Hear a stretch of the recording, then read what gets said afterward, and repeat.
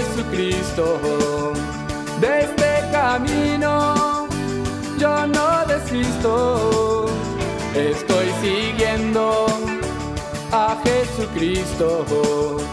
Atrás no vuelvo, no volveré, no volveré, no volveré. Vamos a aplaudir al Rey de Reyes, al Señor de Señores. Bienvenidos a la casa de Dios. Estamos en otra reunión aquí y Dios nos ha bendecido bastante. Usted que nos está viendo en diferido el día jueves, le aviso que el viernes es para quien quiere cambiar historias. Si quiere cambiar su historia, todos los viernes en la Iglesia de la Gracia hay cura divina y liberación. Si usted dice, pastor, mi historia debe ser cambiada. Si su historia no cambia, su hora va a llegar, la muerte. Para otros, si la historia no cambia, el matrimonio va a terminar.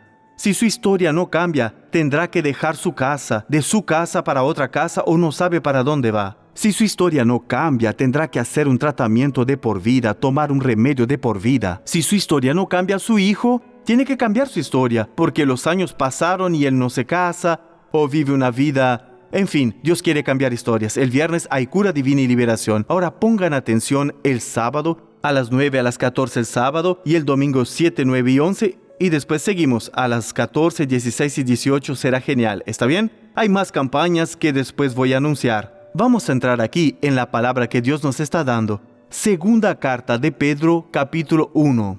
Segunda de Pedro, capítulo 1, versículos 2, 3 y 4. Segunda carta de Pedro, al final de la Biblia. La Biblia termina en Apocalipsis. Al volver está Judas, el hermano de Jesús. Encuentra a Judas, luego estará Juan y Juan, Pedro y Pedro. Segunda de Pedro 1. Simón Pedro, siervo y apóstol de Jesucristo. Hemos explicado que antes de ser, oiga bien, cualquier cosa en la vida, aprenda a ser siervo de Dios.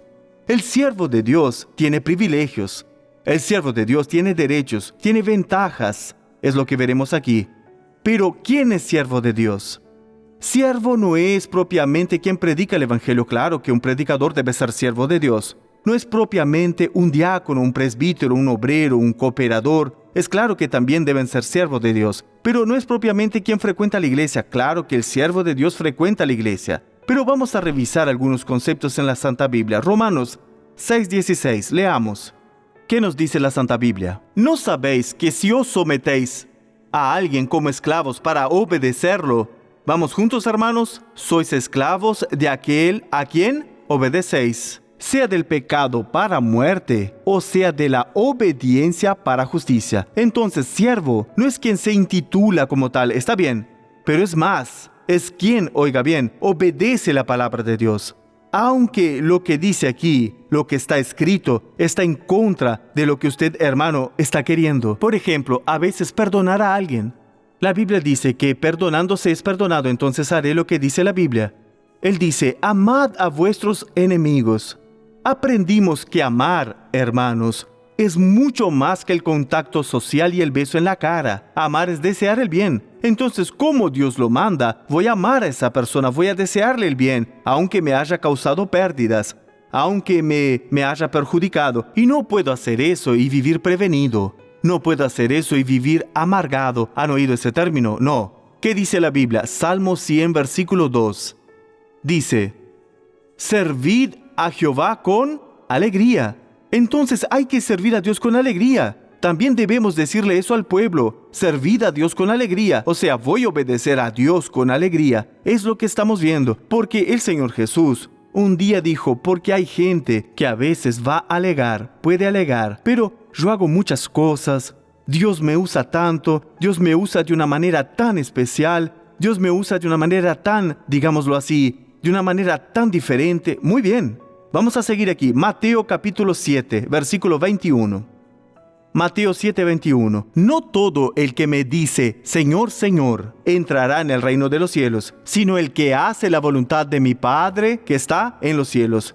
¿Qué van a decir muchos? Pero Señor, mira, yo hice maravillas, hago maravillas. Aquí vamos. Y Él va a decir, muchos me dirán en aquel día, Señor, Señor, ¿no profetizamos en tu nombre? Y en tu nombre echamos fuera demonios. Y en tu nombre hicimos muchos milagros. Jesús dice, no, mentira, no fue lo que dijo. Vean lo que dijo.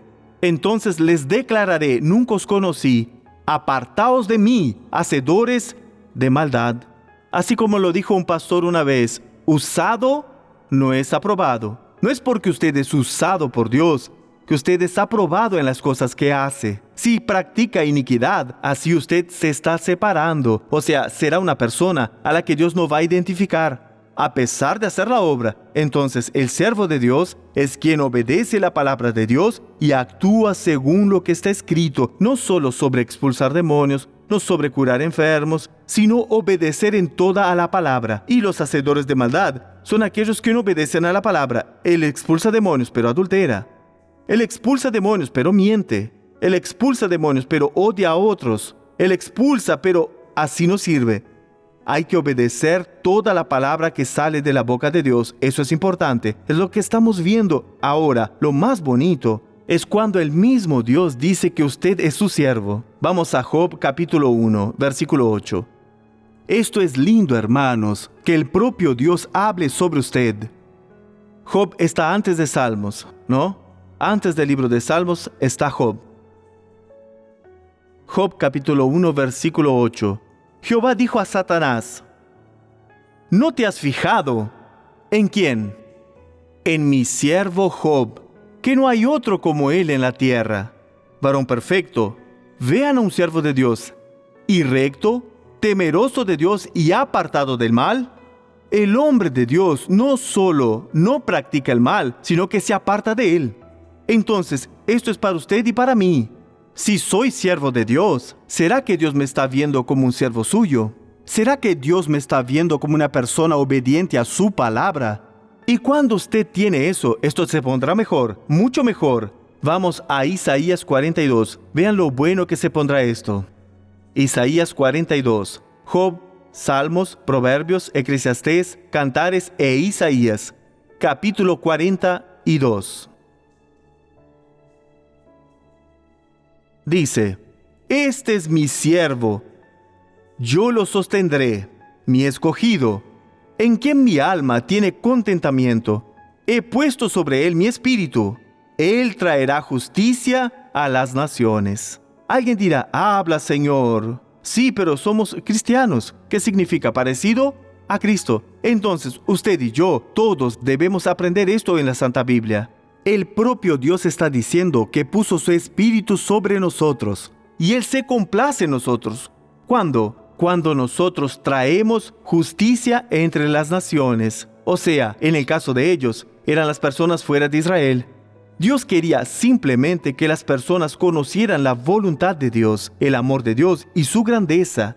Somos nosotros, tenemos que traer esa justicia, esas decisiones de Dios a favor de los hombres, que Dios amó al mundo de tal manera que dio a su Hijo unigénito para que todo aquel que en Él cree no se pierda, sino que tenga vida eterna. Ya aprendimos una cosa muy importante. ¿Cuál? Que la voluntad de Dios es que todo hombre sea salvo. Entonces le vamos a mostrar a las naciones, le mostraremos a las personas fuera de la iglesia cuál es la voluntad de Dios. ¿Será que la estamos mostrando? ¿Será que estamos siendo testigos del Evangelio? ¿Estamos siendo testigos del amor de Dios? Es importante. El siervo de Dios tiene sus privilegios también, sus derechos. Vamos a Isaías 54, 17. Ninguna arma forjada contra ti prosperará, y tú condenarás toda lengua que se levante contra ti en el juicio. Leamos, hermanos, que dice, esta es la herencia de los siervos de Jehová. Es un derecho legal. Vale la pena ser siervo. Cada vez que el diablo traiga alguna cosa, sea cual sea su herramienta, no entre en pánico, entre en oración. El doctor R.R. Soares lo dice, toda oración es un juicio. O sea, viene aquella obra del diablo, usted no vas a prosperar. Es una enfermedad que comienza, usted recibió un diagnóstico. Claro, haga el tratamiento que mandó el doctor. Hablo de la oración. No vas a prosperar. Yo maldigo a esa enfermedad en el nombre de Jesús. Esta es la herencia, es un derecho legal. ¿De quién? De los siervos del Señor. Entonces el siervo de Dios, el siervo del Señor, tiene ese derecho a paralizar cualquier obra del diablo. La enfermedad es del diablo, pero el pecado también. Si siente un deseo pecaminoso, si aparece yo te maldigo, no vas a prosperar en el nombre de Jesús. Si aparece odio en su corazón con relación a alguien, porque esa persona lo perjudicó, porque esa persona le hizo mal, diga lo mismo, no vas a prosperar en el nombre de Jesús. Entonces, ese es un derecho legal de los siervos de Dios. Hoy estamos viendo que vale la pena ser siervo de Dios. Vale la pena. Y ese fue solo el inicio. Vamos a volver a Pedro. Donde hay más, era solo un punto de partida. Entonces, Simón Pedro, siervo y apóstol de Jesucristo. Antes de ser apóstol, él era siervo. Cualquier persona que quiera vencer debe aprender a ser siervo de Dios. Debe aprender a ser siervo del Señor. Así va a vencer y tendrá cosas grandes en la vida. Amén. En breve habrá más, porque él dirá, aún en el versículo 1, ni terminé el versículo 1. A los que habéis alcanzado, por la justicia de nuestro Dios y Salvador Jesucristo, una fe igualmente preciosa que la nuestra. Ya hablaré sobre esto, que la fe de nadie es más preciosa que de otra persona. El Señor Jesús dijo algo muy lindo. Los discípulos quedaron atónitos. Marcos capítulo 11, versículo 20. Él había maldecido a la higuera. Nunca jamás coma nadie fruto de ti, le dijo Jesús a la higuera. Los discípulos pasaron con Jesús al día siguiente y al pasar se depararon con esto. Dice así: por la mañana, al pasar junto a la higuera, vieron que se había secado desde las raíces. Entonces Pedro, acordándose, le dijo: Maestro, mira, la higuera que maldijiste se ha secado. Respondiendo Jesús, les dijo: tened fe en Dios. Atención, de cierto os digo que cualquiera no tiene excepción. Cualquiera que tenga fe en Dios. Usted tiene que oír la palabra, dejar que la certeza llegue a su corazón. Ahí usted le dice al monte, le dice a la enfermedad, al problema: sal de aquí, vete ahora, en el nombre de Jesús. Y aquí llegamos a la lección de hoy. Y no duda en su corazón, sino que cree que será hecho lo que dice. Lo que diga le será hecho. Entonces esto es para nosotros. Tenemos que examinar si todo esto está sucediendo en nosotros. Usted no le está hablando al monte. Tal vez usted recibió la fe, pero si usted no pone la fe en acción, no va a funcionar. Tiene que ponerla. Les muestro aquí que nuestra fe no es tener fe. Hay gente que crece en la fe. Eso es diferente. Él oye la palabra, recordando que la fe es por oír, y el oír por la palabra de Dios. Entonces es necesario que usted aprenda a crecer en la fe, pero la fe es preciosa para todos. Ya lo vimos. Vamos a volver a Pedro. Ahora nos va a decir la tercera cosa. La primera fue ser siervos, y la segunda es entender que nuestra fe es preciosa. ¿Cuál es la tercera cosa que vamos a aprender aquí? Dice: gracia y paz os sean multiplicadas en el conocimiento de Dios y de nuestro Señor Jesús. La gracia no es gratis. Pastor Jaime, ¿hay que pagar? No. Déjese de cuentos. Debemos quitar esa cultura pagana, religiosa, hermanos, de que hay que prometerle algo a Dios para recibir algo de Él. ¿Hay que prometerle algo a Dios? No. La gracia no es gratis. ¿Cómo? ¿No es gratis? No. No tenemos que pagar. Dios dijo en el libro del profeta Ageo, en el capítulo 2, versículo 8, Él dice así: mía es la plata y mío es el oro, dice Jehová de los ejércitos. Guarda el dinero para usted. No tiene que pagarle a Dios. No tiene que ofrecerle nada a Dios para ser curado. No. Pero nos dice que la gracia no es gratis. ¿Cómo funciona entonces? Es por el conocimiento. Él nos está diciendo aquí: gracia y paz os sean multiplicadas. En el conocimiento de Dios y de nuestro Señor Jesús. O sea, por el conocimiento usted obtendrá la gracia, porque según los conceptos teológicos generales, la gracia es un favor inmerecido. Pero es más, la gracia es la acción de Dios, es el poder de Dios, es la manifestación de Dios en nuestro medio, es la manifestación de Dios en nuestra vida. Eso es la gracia de Dios. Y esta va a ser multiplicada. Las manifestaciones de Dios, las obras de Dios, serán multiplicadas en su vida en el conocimiento. El profeta Oseas en el Antiguo Testamento, en el capítulo 4, en el versículo 6, él dice así, 4:6, mi pueblo, no habla de otro pueblo, él dice, mi pueblo fue destruido porque le faltó conocimiento. Entonces, la falta de conocimiento lleva a la persona a la destrucción. La falta de conocimiento lleva a la persona a la destrucción. Cuidado.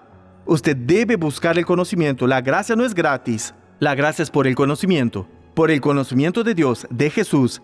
Leer la Biblia, poner atención cuando el pastor está predicando, cuando la pastora está predicando, no perder la atención por nada. El mensaje es para que usted oiga la palabra. Es que usted no se distraiga. Si alguien tiene un problema, el obrero lo va a atender y no usted. Nada puede distraerlo. Eso hará que usted crezca y sea una bendición. Entonces, lo que vimos hoy, la gracia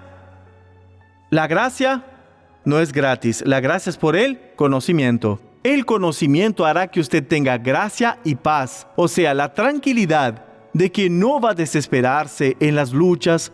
Usted no perderá la paz, hermano, en las guerras, porque usted tiene a Dios a su lado. Usted tiene la presencia de Dios con usted y esta presencia hace que usted sea más que vencedor.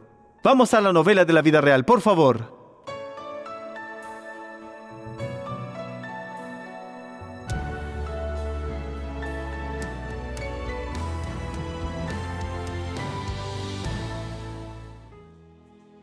Soy técnico de seguridad laboral, le hago seguimiento a obras industriales. En el año de 2017 hubo un cambio en nuestra vida. Fui hasta la casa de uno de mis colegas y al regresar tuve un accidente.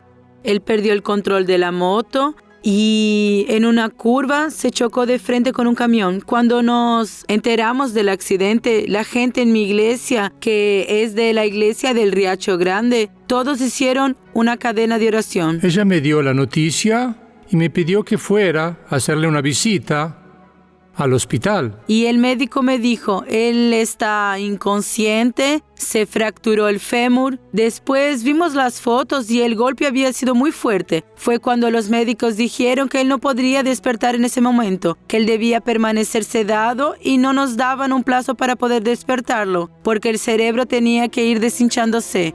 Y en ese momento su cerebro estaba demasiado hinchado y no podía despertarse. Si lo hiciera, sería fatal. El médico nos dijo que empezáramos a orar de verdad, porque para él se necesitaba un milagro para sacarlo de ahí sin ninguna secuela. Al inicio mi abuela estaba conmigo y me dijo que no desistiera, que siguiéramos orando. Cuando llegué al hospital, cuando vi la situación, el cuadro de Danilo, porque era muy crítica la situación, empecé a decir, Danilo va a salir de esta en el nombre de Jesús. Todos seguíamos orando todos los días a medianoche y mi abuela siempre sintió mucho cariño por el Dr. Suárez. Veíamos las novelas de la vida real y ella siempre me decía, hija, un día será Danilo. Si había tantos testimonios, ¿por qué iba a ser diferente con Danilo? Por 21 días Danilo estuvo sedado y empezaron a tratar de quitar la sedación. Sin embargo, como la sedación era muy fuerte, él no podía levantarse. Tuvo muchas convulsiones durante ese proceso.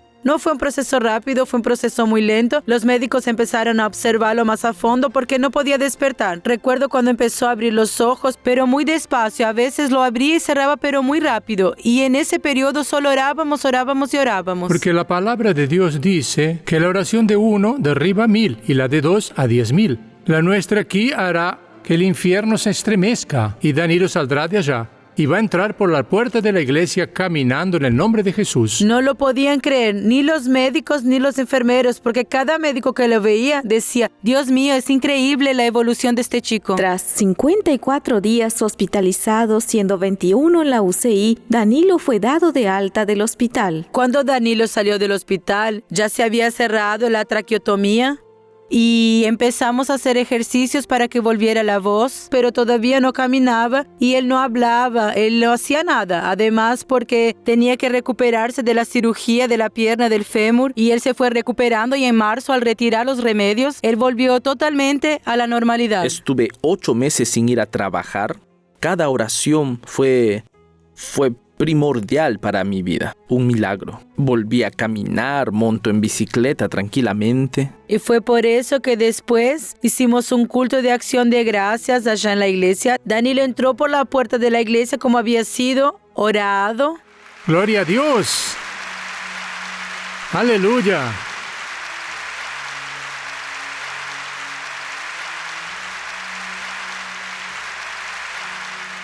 Yo veo una pareja firme con Jesús, firme en la fe. Hoy mi vida es maravillosa.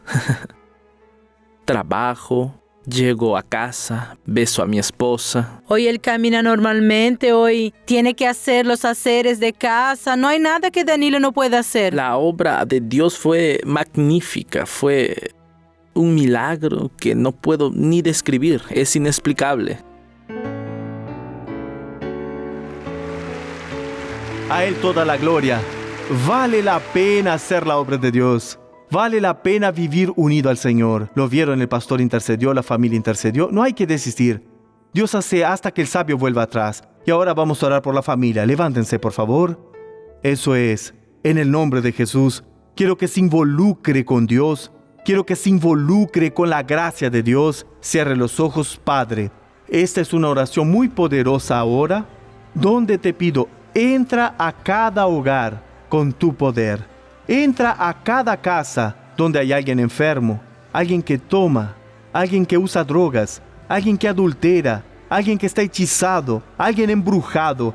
Haz una limpieza en esta casa. Dios, haz ahora una limpieza espiritual. Ahora, mi fe está unida a su fe y la fuerza de las tinieblas, la fuerza del diablo no va a prevalecer. Estoy usando el poder que hay en el nombre de Jesús para decir, Satanás, quita tus manos de esta familia. Yo levanto la voz y digo, sal de esta casa, sal de esta familia, a toda opresión maligna, a toda opresión diabólica que entró a esta casa, que entró a esta familia. Le exijo, le ordeno a todo el mal que hay dentro de esta casa, a todo el mal que hay dentro de esta familia, que se vaya ahora, sea una obra de brujería, de hechicería, de magia oculta. Es una perturbación, la persona ve sombras, escucha voces, ve cosas dentro de casa.